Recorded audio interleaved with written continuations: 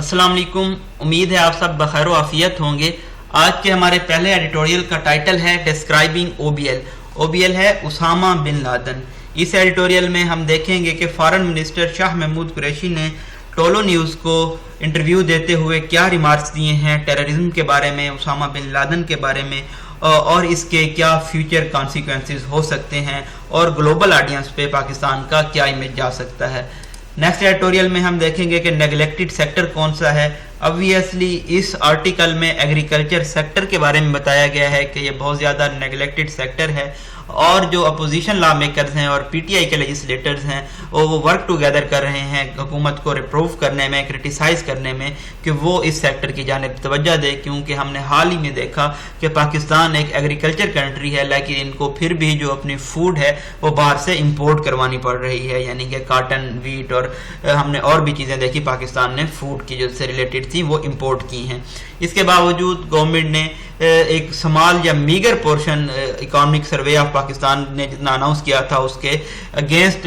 Appoint किया है इस सेक्टर के लिए, तो इसके क्या कॉन्सिक्वेंसेस होंगे, इसके अलावा क्या सजेशन है हुकूमत के लिए कि वो किस तरह से इस सेक्टर को इम्प्रूव कर सकते हैं। लास्ट एडिटोरियल में हम एयर सफारी की रिजम्पशन देखेंगे। एयर सफारी जो कि फ़्लाइट्स हैं स्कर्दो की तरफ जाती हैं और ये हिमालय रेंज से, कराकोरम रेंज से गुजरती हैं, तो ये किस तरह से इनको रिज्यूम किया गया है, पाकिस्तान की टूरिज़म इंडस्ट्री के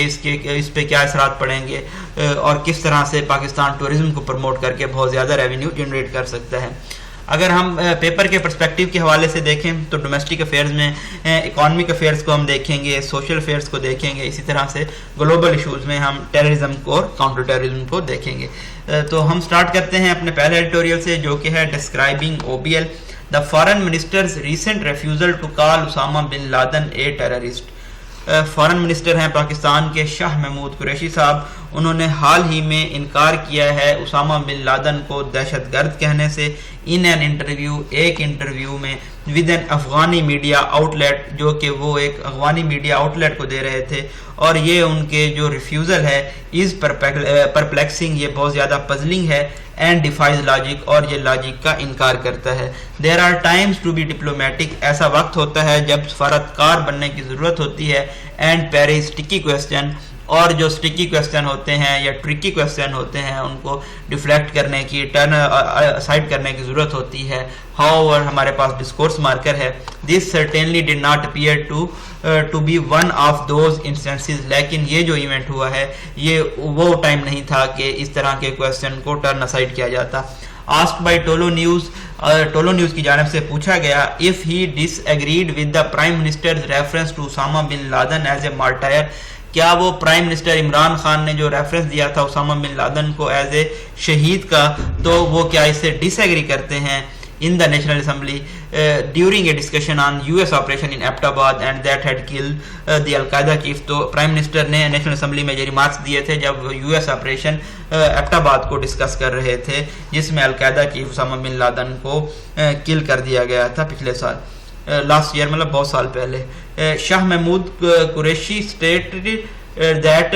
prime ministers remarks had been taken out of context. Shah Mahmood Qureshi ने ये स्टेट किया है कि प्राइम मिनिस्टर के जो रिमार्क्स थे, बयान था, उनको आउट ऑफ कॉन्टेक्स्ट लिया गया है। On being asked if he regarded him as a मार्टायर, फिर जब उनसे ये पूछा गया कि क्या वो थिंक करते हैं, कंसिडर करते हैं उसामा बिन लादन को शहीद के तौर पे, ही सैड, उन्होंने कहा, हमारे पास कॉलन है यहाँ पे, कॉलन प्रीवियस सेंटेंस को एक्सप्लेन करता है, I will let it pass, यानी कि मैं इस क्वेश्चन का आंसर नहीं दूंगा, इसको पास कर दें। Mister Qureshi could have used this opportunity,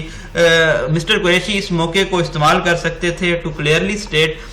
वाज़े तौर पे ये बताने के लिए that Pakistan considers the late al Qaeda mastermind a terrorist, के पाकिस्तान जो अलकायदा के पिछले मास्टरमाइंड थे उनको दहशतगर्द तस्वुर करता है। हाउएवर ताहम इज नॉन कमिटल कमेंट्स, लेकिन जो उनके ये कमेंट्स थे कि वो एक्सप्रेस नहीं करना चाहते अपनी ओपिनियन को, सेंड द रॉन्ग मैसेज, इन्होंने गलत मैसेज भेजा है टू द ग्लोबल ऑडियंस, आलमी नाजरीन के लिए। पाकिस्तान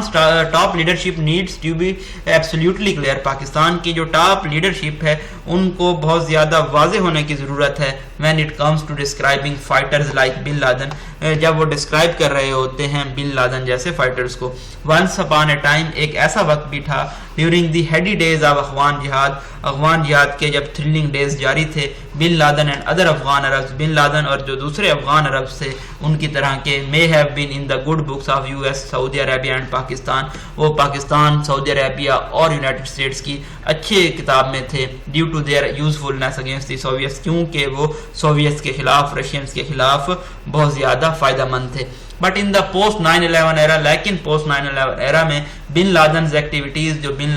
लादन की सरगर्मियाँ थी, fail with in the purview of terrorism, वो दहशतगर्दी के ज़ुमरे में आती थी, दायरे में आती थी. एट वन टाइम, एक वक्त में, al Qaeda was considered public enemy number 1 for governments, al Qaeda को नंबर 1 एनिमी समझा जाता था हुकूमत का तमाम दुनिया में, with the terrorist outfit staging bloody attacks across the world, क्योंकि ये जो टेररिस्ट आउटफिट थी, दहशतगर्द जमात थी, ये दुनिया में बहुत ज़्यादा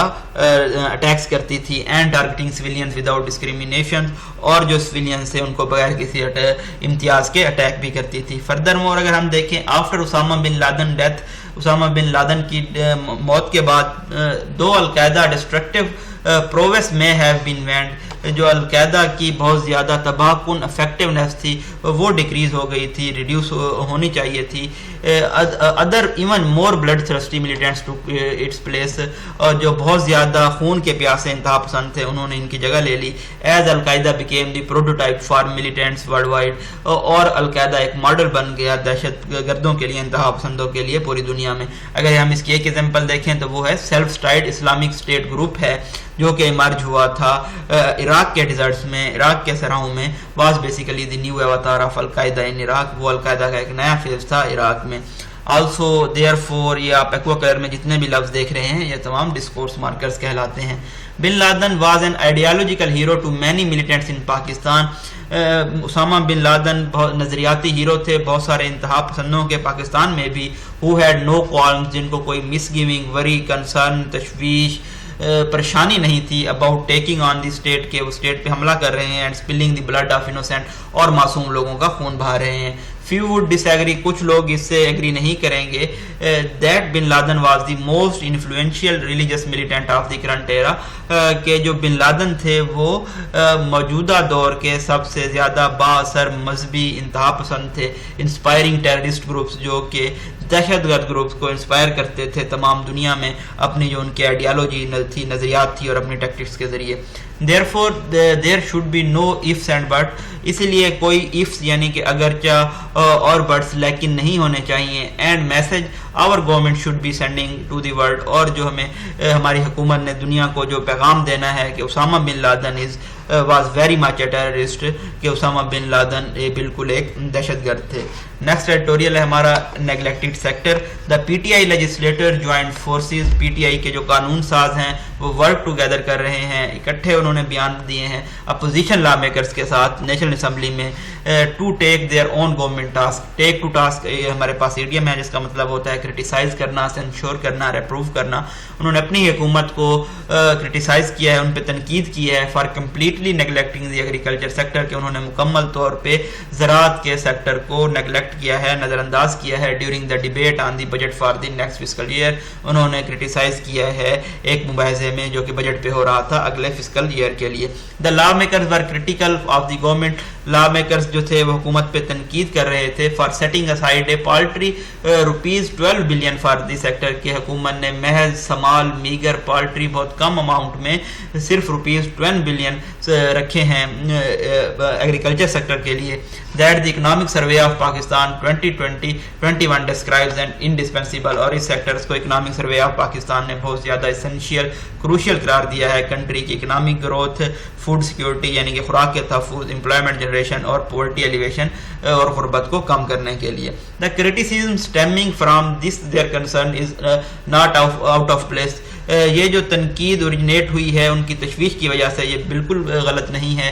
decades of official neglect and under investment has left this sector of the economy, دہائیوں سے اس آفیشیل نیگلیکٹ کیا گیا ہے, نظر انداز کیا گیا ہے, اگنور کیا گیا ہے, اور جو انویسٹمنٹ ہے وہ بہت کم کی گئی ہے. اس کی وجہ سے یہ جو بہت اہم سیکٹر ہے معیشت کا, جو کہ تقریباً 19.2% آف جی ڈی پی کو کنٹریبیوٹ کرتا ہے اور امپلائے کرتا ہے, یعنی کہ ملازمت دیتا ہے تقریباً 38.5% آف کی جو کنٹری کی لیبر فورس ہے ان کو, اس کو جو یہ نیگلیکٹ تھا, انڈر انویسٹمنٹ تھی, اس نے اس کو شیمبلز میں چھوڑ دیا, کیوس میں, میس میں. For many years now, بہت سے سالوں سے the agriculture growth rate has been slowed down. جو ایگریکلچر کی زراعت کی گروتھ کی شرح تھی وہ کم ہو گئی ہے, سلو ہو گئی ہے, کیونکہ جو اربن سیٹلمنٹس ہیں, شہری آبادی ہیں, اس کے علاوہ جو پوچنگ ہے ان کی لیگل ہنٹنگ کی جا رہی ہے کلٹیویبل لینڈز پہ, ایسے علاقوں پہ جن کو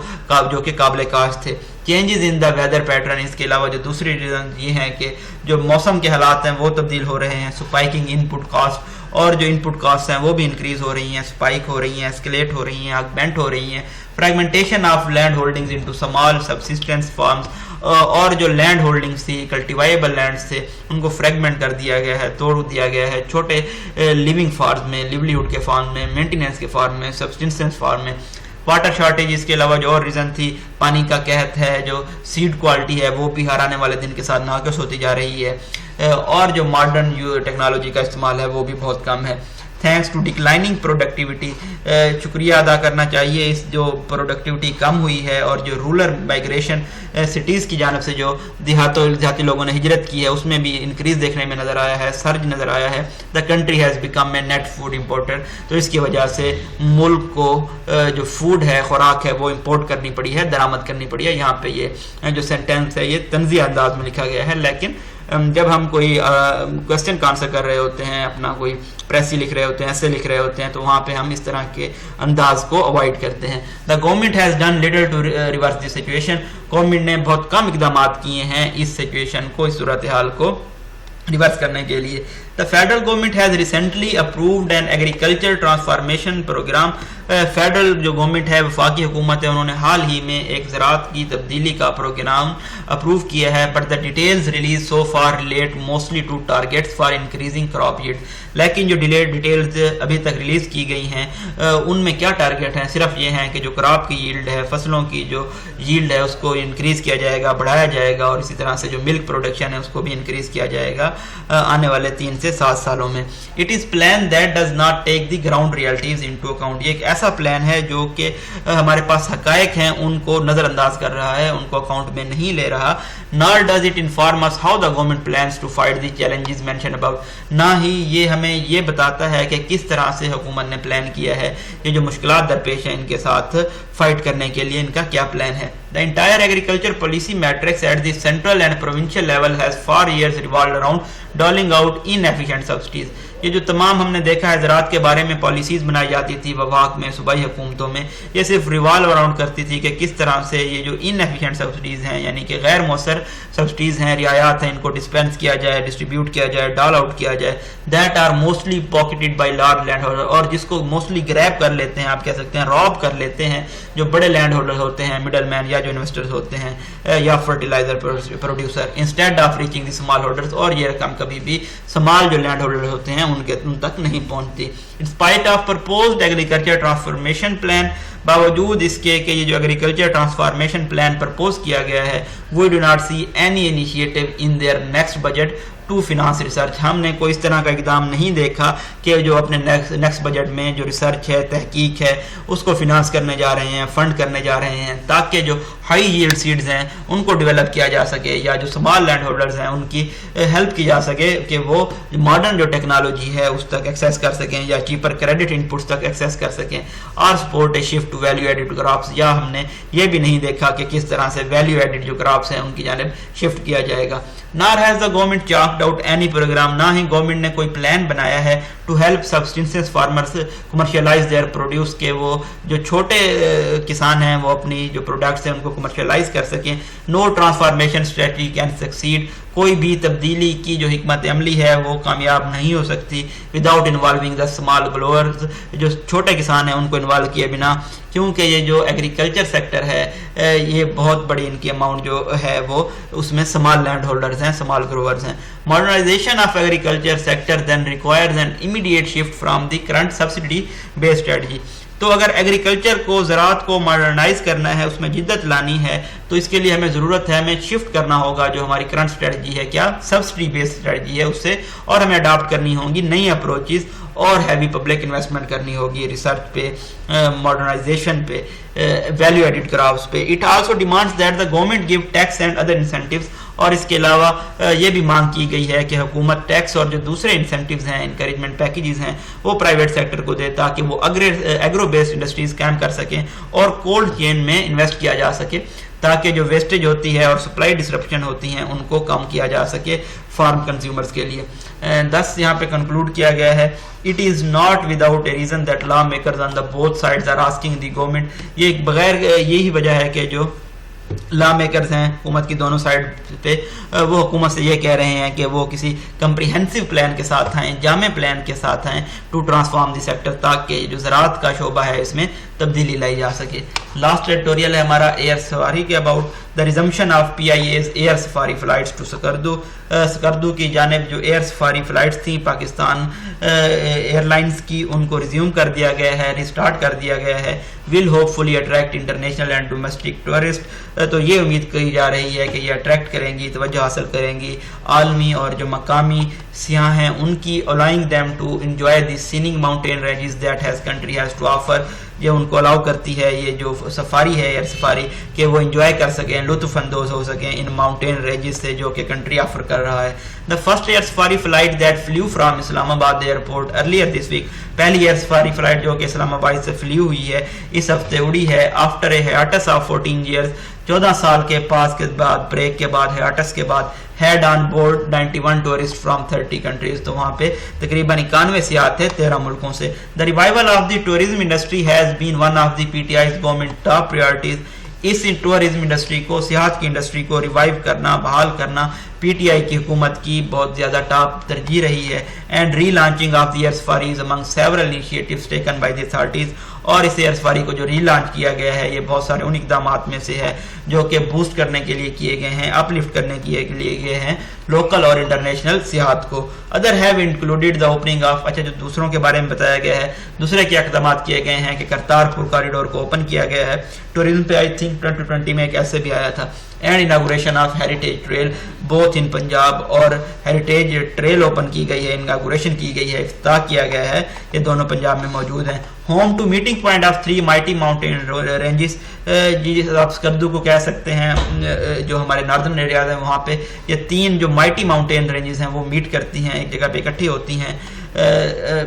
دا ہمالیاز جن میں شامل ہے، کراکرم شامل ہے، ہندو کش شامل ہے۔ Pakistan has been blessed with some of the world's most significant peaks, Pakistan کے پاس دنیا کی بہت ساری میگنیفیسنٹ، بہت ساری امیزنگ پیکس موجود ہیں۔ The air safari will fly over the second highest peak in the world, یہ ایئر سفاری ہے K2 کے اوپر سے گزرے گی، K2 کو ڈبل ڈیشز میں بیان کیا گیا ہے۔ اس کے علاوہ الوسیو ناگا پربت ہے، اس کے اوپر سے بھی گزرے گی، اور براڈ پیک جو گلیشیئر ہے یہ آئی تھنک 8th یا 10th ہے، یہ آپ چیک کر لیں گے